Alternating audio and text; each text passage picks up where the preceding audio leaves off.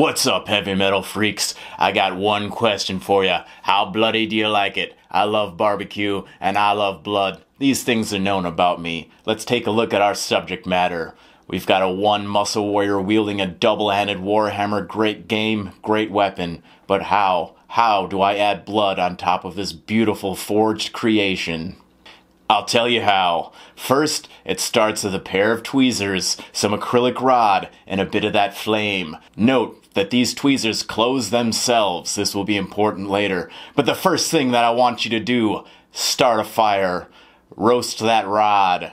Get it all nice and melty and bendy. You see it starting to curl and curve and get all floppy like. Perfect. Now you take that auto-closing tweezers or maybe some manual shutting tweezers. I want you to pinch onto the end of that rod and I want you to stretch it. Stretch it till it won't stretch no more. Following that, I've got a little touch of the magic. Mod Podge, dimensional magic.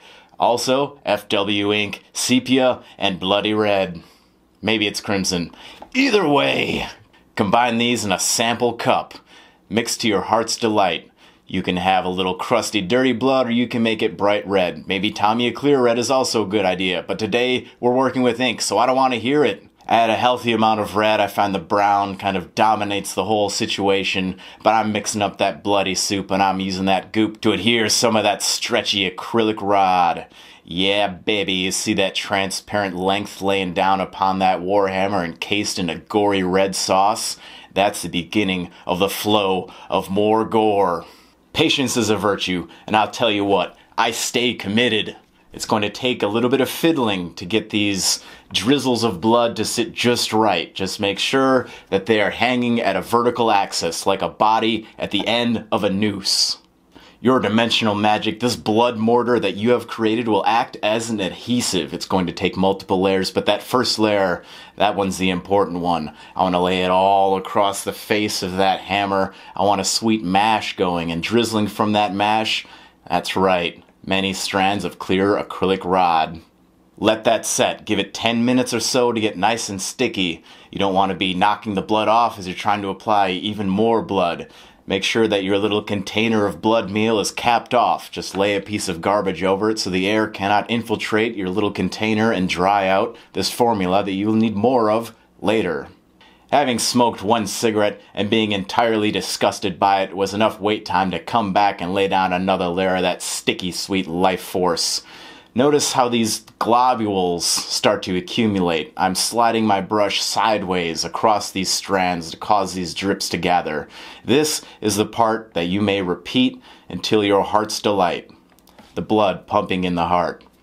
Add a layer, cap off your container, come back, add another layer.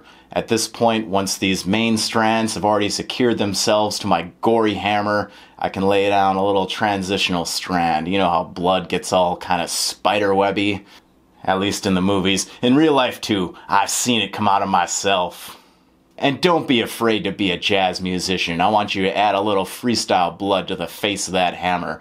But just like jazz, don't pay attention to the areas I'm covering. Pay attention to the areas that I'm not covering. You see how those strands and little dollops kind of make the whole world go round?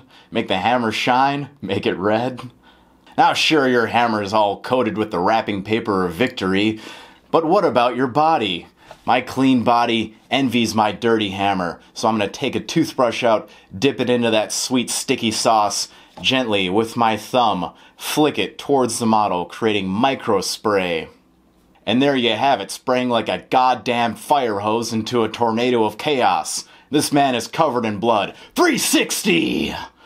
Ooh. Ah. Not bad. Ah, better. Hope you all enjoyed this video. Please let me know how you feel in the comments below. Obviously, this technique can be used to apply all kinds of effects. If I just left the Mod Podge clear, I could make drool. If I made it black, I could add some black ichor. If I added green, I'd make green blood. Who knows? It all looks like Jello to me and it all tastes delicious. So when you walk out that door, I want you to think about all the blood that is inside of every other person that you see and imagine that blood as medium. What's up, John? And remember, anything that sucks up into your brush bristles can be used as paint. Have a nice day.